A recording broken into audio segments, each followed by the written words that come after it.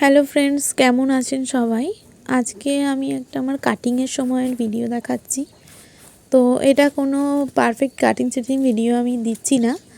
এটা আমি কিভাবে কাটিং করি এবং সেখানেরই একটা মুহূর্ত দেখাচ্ছি।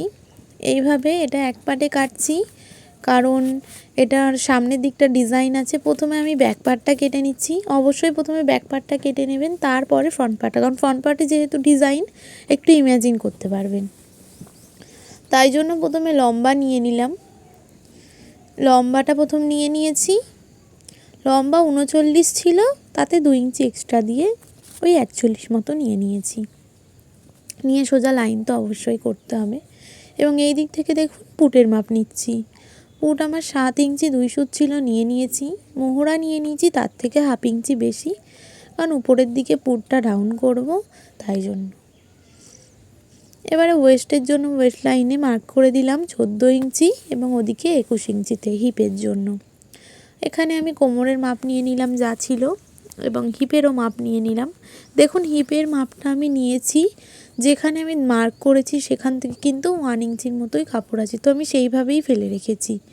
তো আপনারা যারা খুব ডিটেলসে শিখতে চাইছেন যে কামিজ কাটিং, তো আমাকে অবশ্যই কমেন্টে জানাতে পারেন। আমি আপনাদের খুব ভালো করে কামিজ কাটিংয়ের ভিডিও দিয়ে দেব।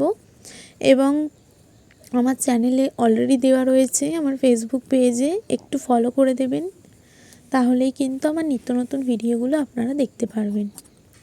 এই যে পুরোটা ড্রয়িং করা হয়ে গেছে ব্যাক পার্টটা, এবার কাটিং করে নিচ্ছি। এই ব্যাক পার্টটা কাটিং করেই কিন্তু এটা আমি ফ্রন্ট পার্টের উপরে ফেলে তারপরে কাটবো, যেহেতু তাতে গলার ডিজাইন রয়েছে। তাই জন্য গলার ডিজাইন বলতে সামনের দিকে একটা পটি মতো দেওয়া রয়েছে কাজ করা, সেটাই রয়েছে। এই যে কাটিং করা হয়ে গেছে। তো ভিডিওটা ভালো লাগলে একটা লাইক করে দিও, কমেন্ট করতে ভুলো না এবং শেয়ার করে দিও।